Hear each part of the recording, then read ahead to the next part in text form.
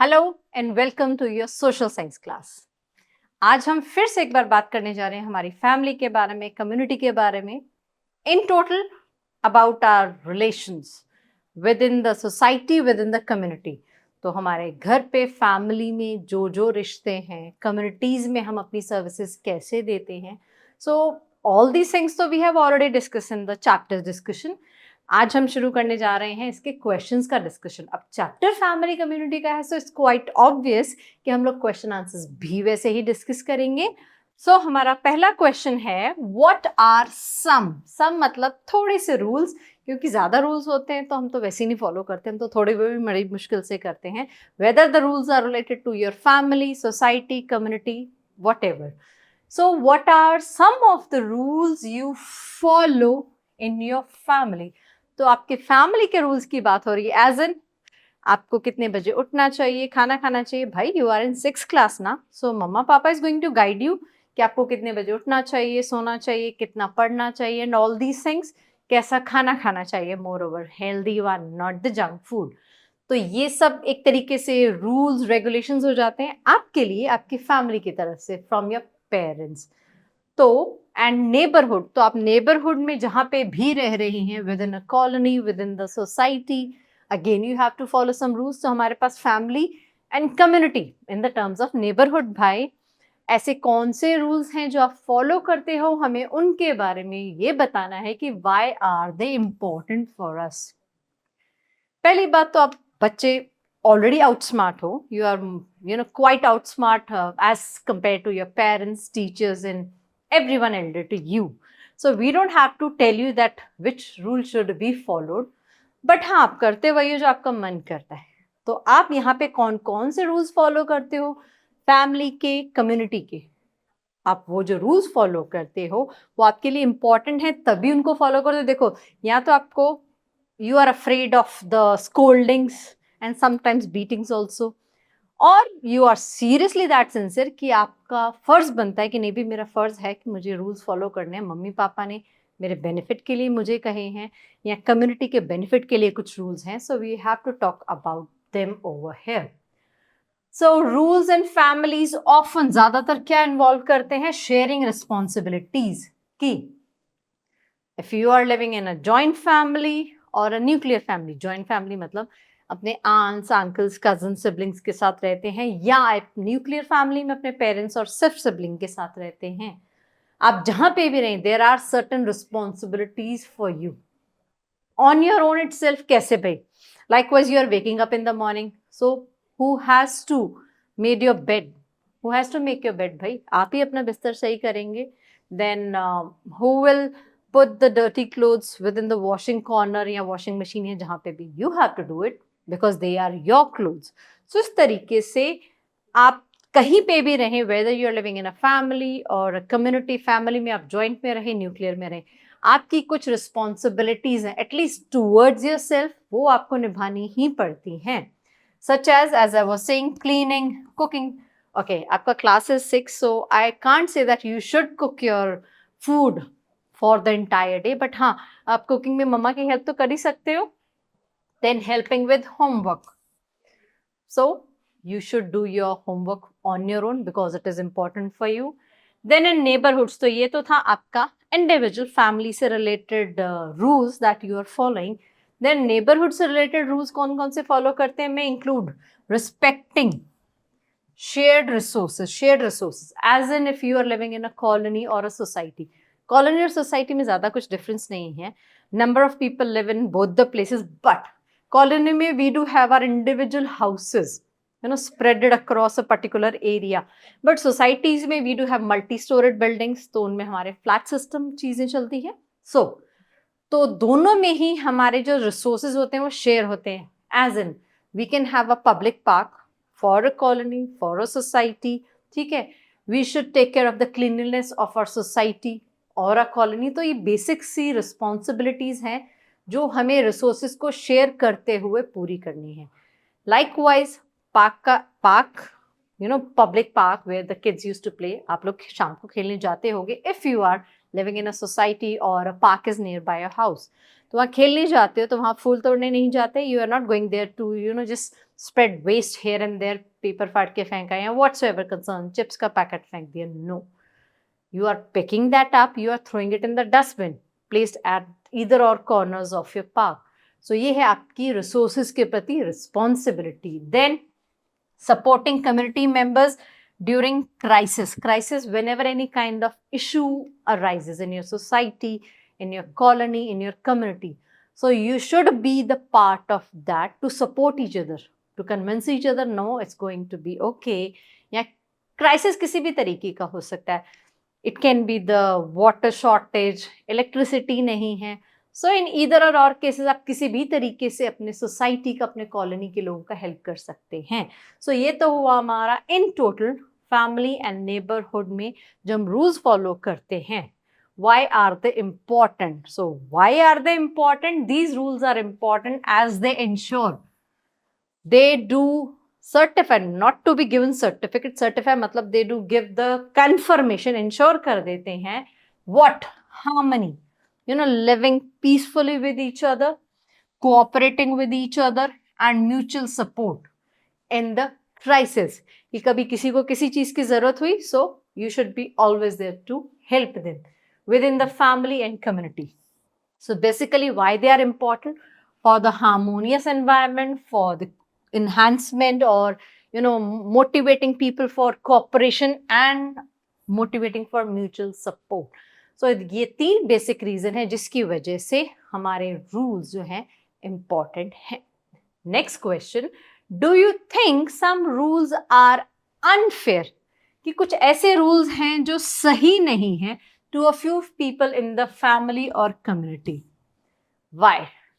So one odd example is there. I'm going to share it with you. Just आपको question का answer समझ में आ जाए. But I don't think so. You should copy down it as it is because I'll be providing you the answer also. So the example is कि कुछ rules ऐसे हैं जो सोसाइटी के फैमिली के अनफेयर लगते हैं. Likewise, आपको छुट्टी वाले दिन भी सुबह टाइम से उठना चाहिए. It is unfair for you, but according to your parents, they are forming healthy habits in you. आप में अच्छी आदतें ही डाल रहे हैं भाई, सुबह जल्दी उठोगे, you can do the exercise, you can do the morning walk, jog, running, जो भी आप इंटरेस्टेड हो. So इस वजह से आपके लिए वो अनफेयर है. क्वेश्चन यहाँ पे पर्टिकुलरली ये पुटअप करता है, बट वो अनफेयर क्यों है हमें वो रीजन बताना है, क्योंकि हमें सोना है. Just relating the reason with the answer that I have discussed in the terms of example. तो अब है आपके लिए answer. Some rules may seem कि कई बार हमें लगता है कि कुछ रूल्स ज्यादा ही स्ट्रिक्ट हैं, ऐसा इतना एक्सट्रीम में नहीं होना चाहिए. So that is unfair, specially when individuals sacrifice their own needs. Best example is your mama. Of course father is there, but ma to is a all-rounder example for us, as she sacrifices her sleep, her health, and moreover she sacrifices her entire life. Just for what? To give a good upbringing to their kids. अब being a mother, मैं अपने बच्चों के लिए whatever possible है मैं करती हूँ. I do take this job. मैं टीचर हूँ तो I'm doing a job. I'm earning for whom? For my kids. Then I'm waking up early in the morning, sleeping late in the night, just to make sure that everything is ready in the morning, and after coming home, I make sure that the morning preparations are done. तो दोनों time मैं जल्दी उठती हूँ, late सोती हूँ, सारा काम करके सोती हूँ. किस लिए? Just for my kids. So these unfair rules are specially unfair for the others, जिनको लगता है बाकी क्या है, specially when individual sacrifice their own needs for the collective wellbeing. अब आपके फैमिली में सबको जल्दी सोने की आदत है, बट आप थोड़ा सा लेट पढ़ना चाहते हो, बट समहाउ आप पढ़ते नहीं, जस्ट बिकॉज कि नहीं भी मम्मा पापा की नींद खराब होगी. ठीक है, अगर आपने लाइट ऑन रखी, मम्मा को नींद नहीं आएगी. कई मम्मा को होता है कि बच्चे सो जाएं फिर ही वो सोती हैं. So likewise if you are obeying your mum's orders, not orders actually, she just request you to sleep early, तो उसमें आपका भी फायदा, उनका भी फायदा. तो अब आप अपनी नींद सेक्रीफाइस कर रहे हो सबके कलेक्टिव वेलबींग के लिए, सबके लिए मतलब कलेक्टिवली, मम्मा पापा, फॉर योर एंटायर फैमिली. अगर आप जॉइंट में रहते हैं तो लाइट ऑफ हो रही है, सब आराम से सो सकते हैं. So this kind of task for the collective wellbeing as seen in Shalini's family story. तो शालिनी का जो स्टोरी हमने डिस्कस किया था, एक और बॉय का भी स्टोरी डिस्कस किया था. सो what we come to know from all those stories or या both these stories कि भाई अगर आप सबके भले के लिए कुछ सेक्रीफाइस भी करते हो अपना personal, so that is worthful, वो वेस्ट नहीं जाता है. सो वाइल दिस डिमॉन्स्ट्रेट्स, तो ये क्या बताता है, important values like sacrifice, duty, it may lead to unequal distribution of resources or responsibilities. So while this demonstrate, एक तरफ तो sacrifice हो रहे हैं for the well-being of the other, दूसरी तरफ ये क्या demonstrate कर रहा है, important values, कि sacrifice कैसे किया जाता है अपनों के लिए, उनके लिए हमारी duties क्या क्या हैं. So isn't it the learning one? Yes, it is. Question number 3. Describe several situations that you have observed where community support makes a difference. तो हालांकि आप 6th क्लास में हो, छोटे हो as compared to the mature ones, but still you might have observed, क्या observe किया होगा कि where community support makes a difference, कि जहां पर सब एक साथ मिलकर किसी कॉज को सपोर्ट करते हैं. कॉज, कारण, किस चीज का कारण, it can be related to any crisis for example. तो जब सब एक साथ मिलकर आकर किसी एक पर्पस को पूरा करते हैं तो वो एक बहुत बड़ा चेंज लाता है कम्युनिटी में. As if you do have a habit of cleanliness in your surroundings, in your society और whatever place you are residing. अब आपको साफ सफाई की आदत है, you don't throw garbage on the road और here and there in open. आप कोई भी कचरा है उसको डस्टबिन में डिस्पोज करते हो प्रॉपरली. आपको देख देख के दूसरे पेरेंट्स दूसरे बच्चों को कहते हैं कि लुक, ये बच्चा कर सकता है तो आप क्यों नहीं कर सकते. सो इंडिविजुअल कलेक्टिव में डिफरेंस क्रिएट कर रहा है. भाई एक को देखकर और भी सीख रहे हैं क्लीनलीनेस को. So isn't it good? Yes, it is good. So we are going to discuss about such kind of thing. So examples from the text, तो हमने बुक से ही टेक्स्ट लिया है. टेक्स्ट मतलब the example that is given in the book, we have taken some of the points from there and have written the answer. तो जो Bhil community का example था, एड्रेसिंग अ वाटर क्राइसिस, पानी की शॉर्टेज हो गई थी due to the less rainfall and several other reasons.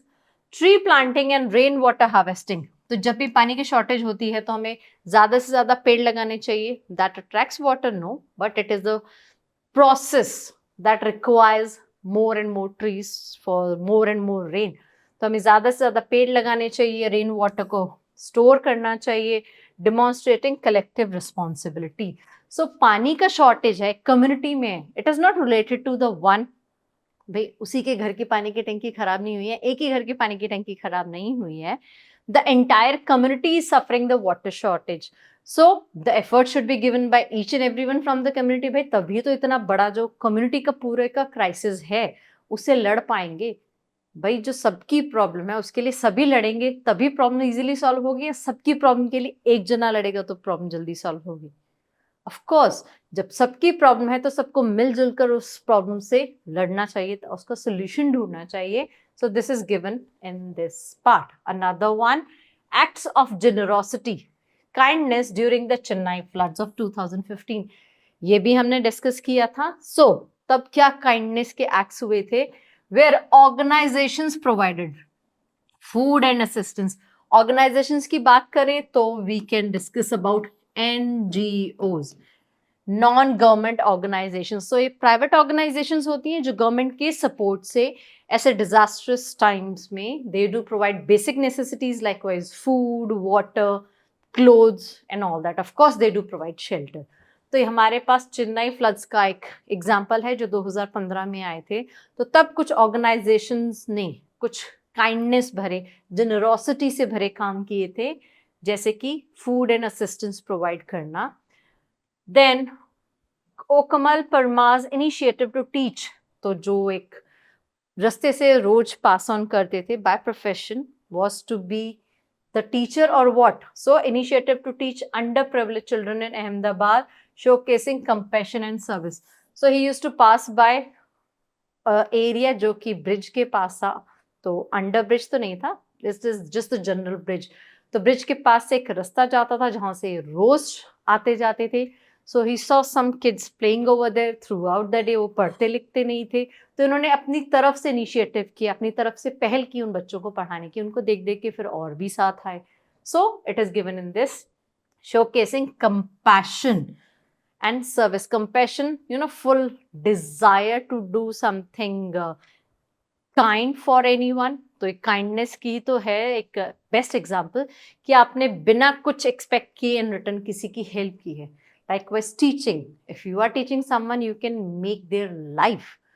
आप उनको पढ़ाई की इंपॉर्टेंस बता रहे हो, आप उनकी लाइफ बदल सकते हैं। So these are the few examples. So that was all about the questions भाई, जो हमारे चैप्टर के बैक साइड में दिए होते हैं। नेक्स्ट क्लास में जल्दी ही मिलेंगे हमारे इनसाइड क्वेश्चंस के साथ। So till then take care, stay safe, bye bye.